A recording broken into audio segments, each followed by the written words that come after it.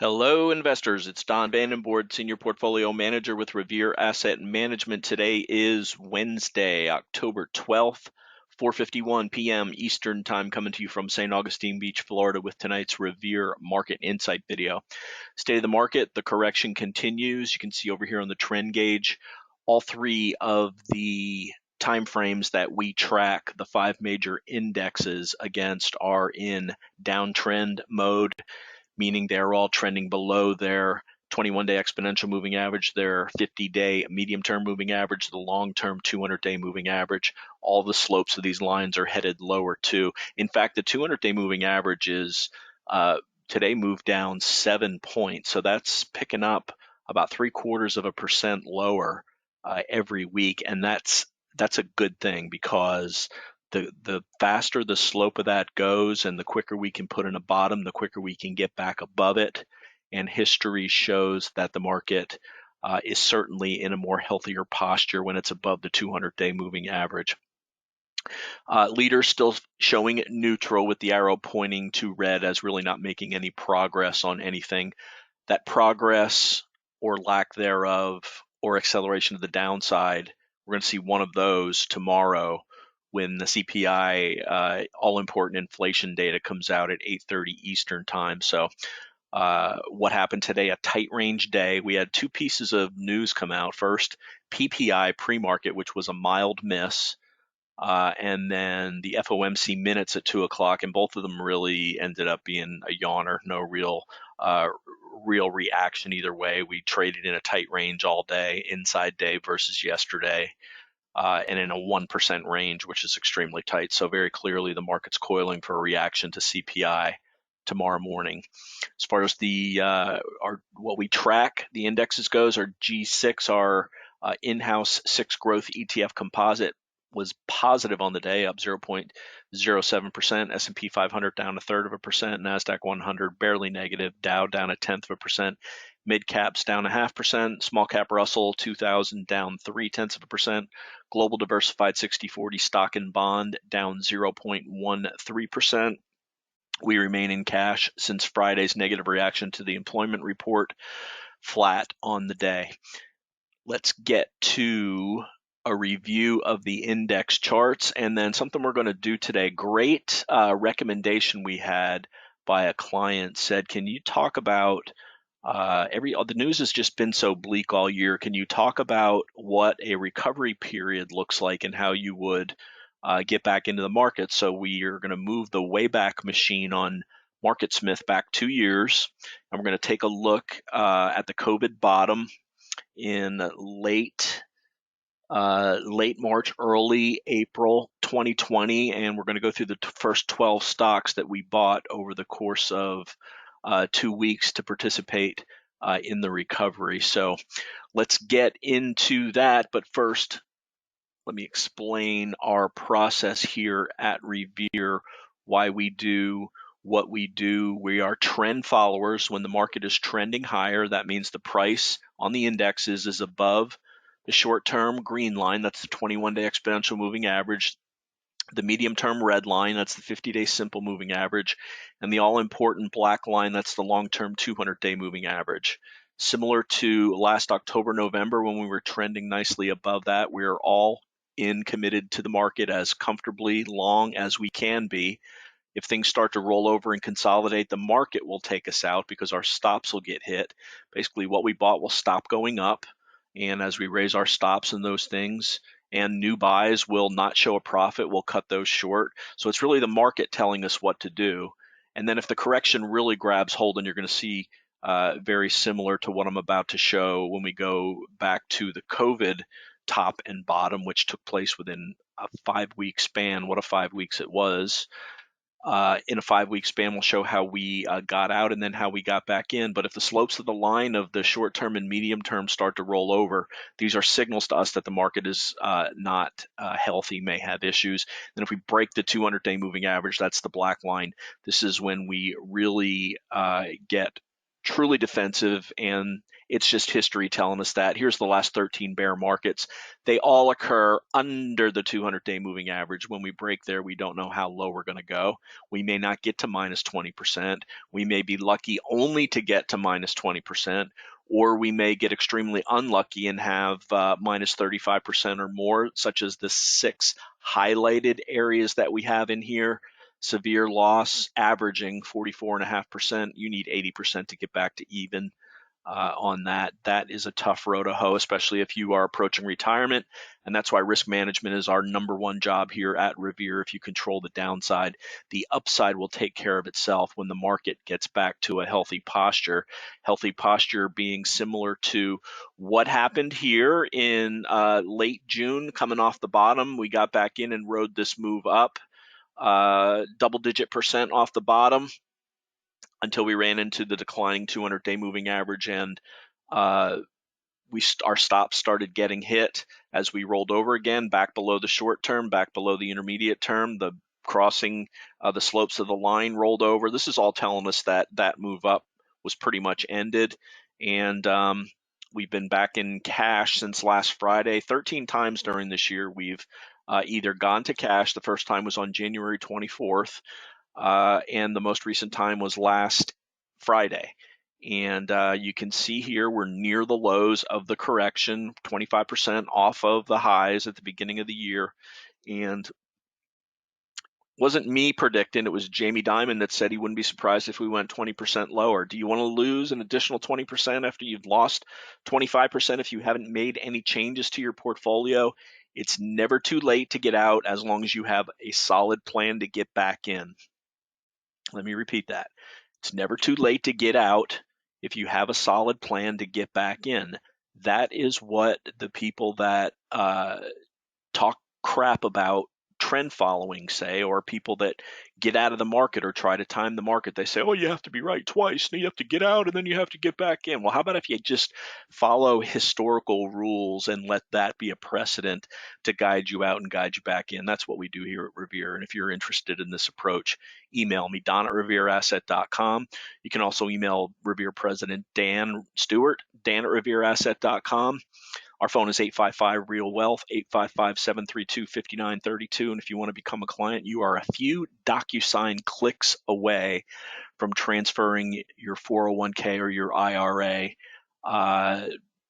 over to Revere to be managed in a common sense manner. Whatever aspect of your life do you not take action when things go bad? We don't think, we strongly feel, and we think we've proven that using the proper rules, when things go wrong in your portfolio, you can get out of the way. Just like if it's going to rain, you're going to take an umbrella. If the check engine soon light comes on, you're going to take your car to the shop. So your finances don't have to be any different from that. You do not have to be at the mercy of the market. So let's get into the S&P. You can see here, tight range day. I'll bring up the 5-minute chart. We spent the entire length of the day inside this sell-off range yesterday when the Bank of England central bank president panicked the markets in England by saying, yeah, we're only going to support the bond market through Friday. Get all your selling done. And it held up today. But all of this chop inside of yesterday's range after we water fell to the downside late in the afternoon. So coiling for CPI, we'll see what happens when that comes out. Very similar action on the NASDAQ 100 inside day, not making lower lows. Yippee.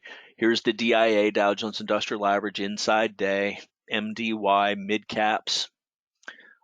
Inside day, IWM, small caps, inside day. Now let's go to the tail of the tape, go through that, and then I can get to the re-entry charts on COVID. So not many changes here. Macro headwinds, technical headwinds, still operating under the bear case, no major reaction from the PPI or the FOMC. Consolidation day after 3 days down. Consolidation day versus negative expectations. We'll see what tomorrow brings. Inside the support range on the S&P, inside support, and the support Resistance line on the NASDAQ 100, all day tight chop. Not a lot to talk about really. Oil started out negative, got very positive, gave some back at the end of the day. We are looking closely at oils for a possible entry point. Gold and gold stocks were positive today. Staples, biotech, and transports were positive. The dollar ended unchanged after some gyrations after the FOMC came out. Utilities got absolutely hammered today. No defense in the most defensive sector. XLU down 3.3%. XLRE real estate down 1.3%. Metals down. Solar down. MSOS is just a hot mess of garbage. Gave up that entire big move up. Well, not the entire, but most of that big move up over the last 4 days.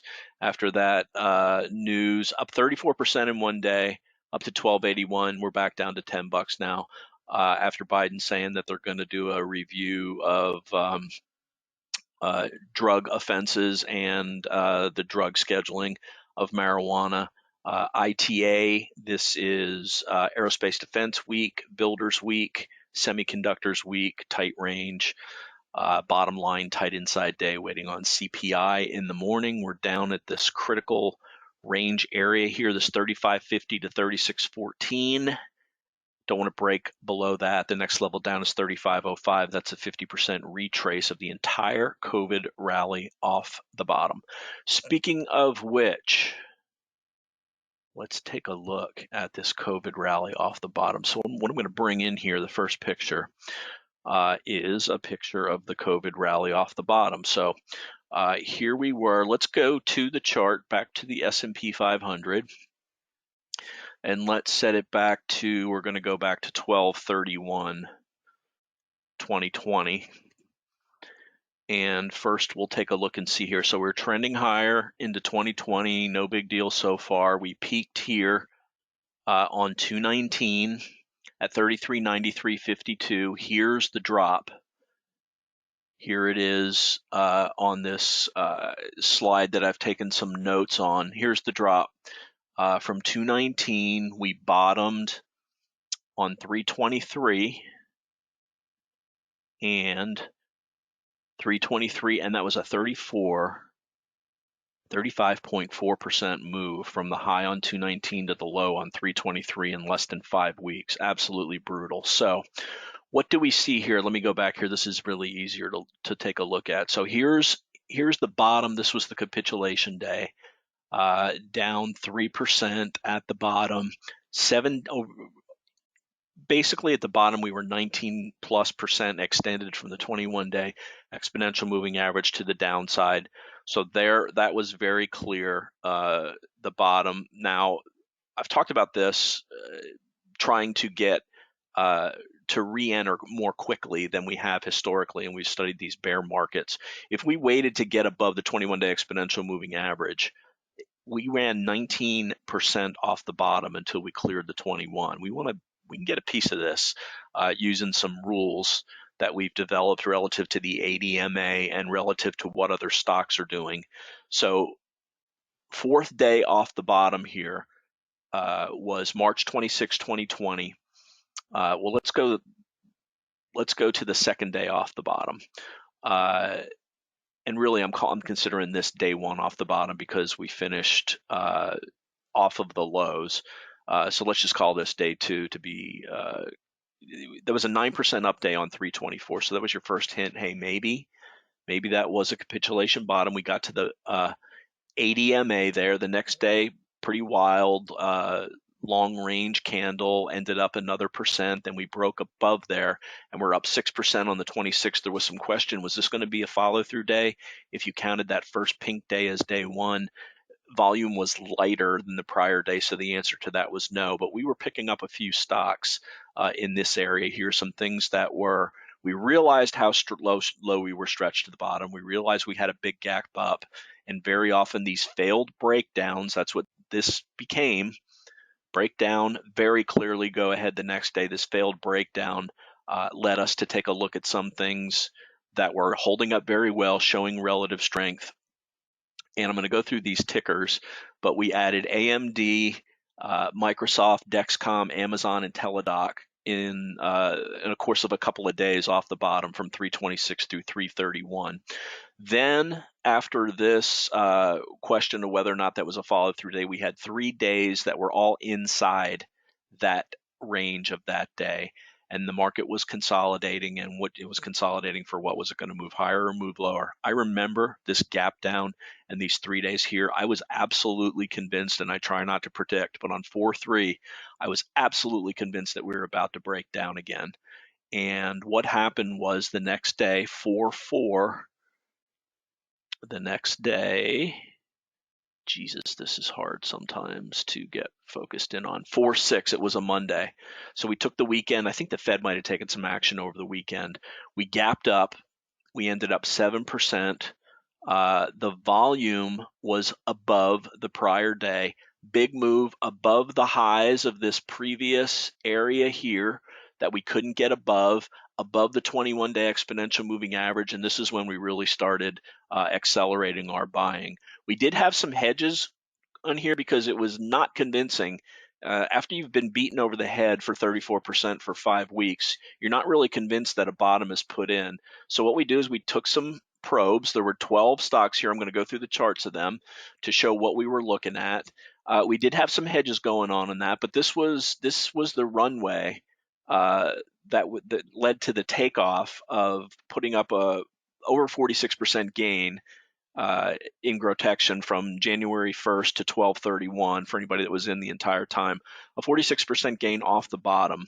And this is what you can do when you've got a true bull market in growth stocks. And we'll talk about these first 12 that we got in. We didn't ride them the entire way. Some we scalped, some we got stopped out on, some we did hold for a longer period of time. But we'll take a look at the charts of them. And as I said, this was the runway that led to the takeoff for this very strong bull market off of the COVID bottom.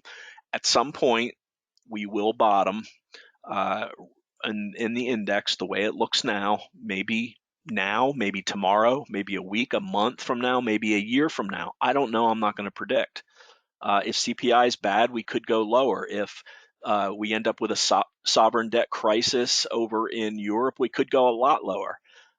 If bonds blow up, though, where's that money going to flow to? It's going to have to go to stocks. So I think that is probably setting the stage for a big bull run when this bear market is over, and we'll be ready for it at Revere, and we'll be compounding our capital from a much higher asset base, being only down single digits year to date while the markets are down 24, 25 or more percent.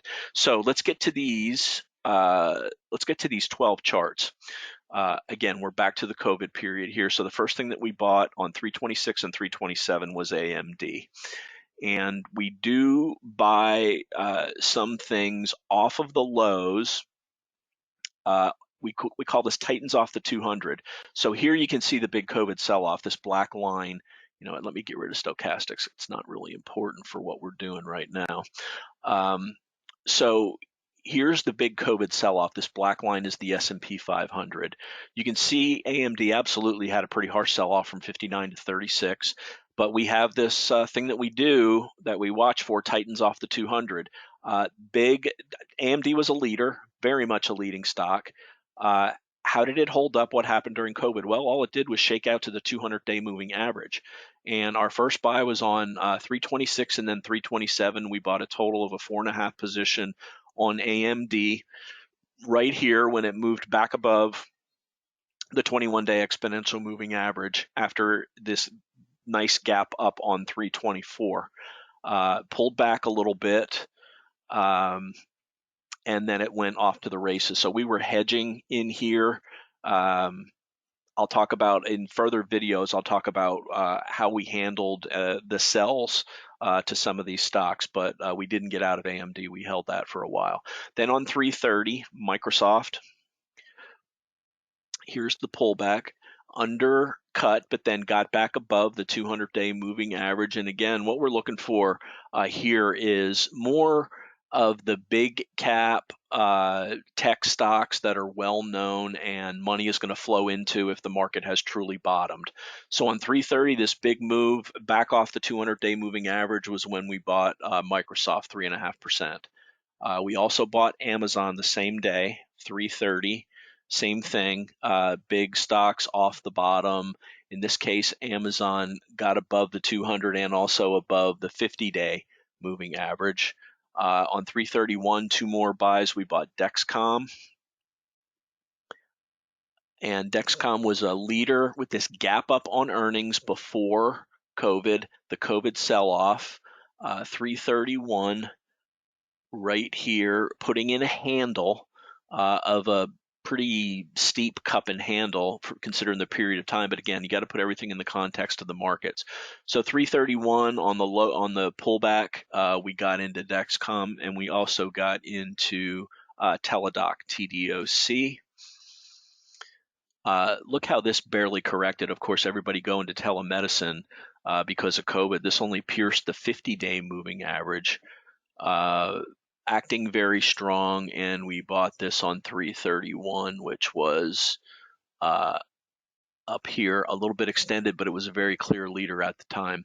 So then we had, we rested for a while. We were hedging while we dissected and did the pullback in the markets.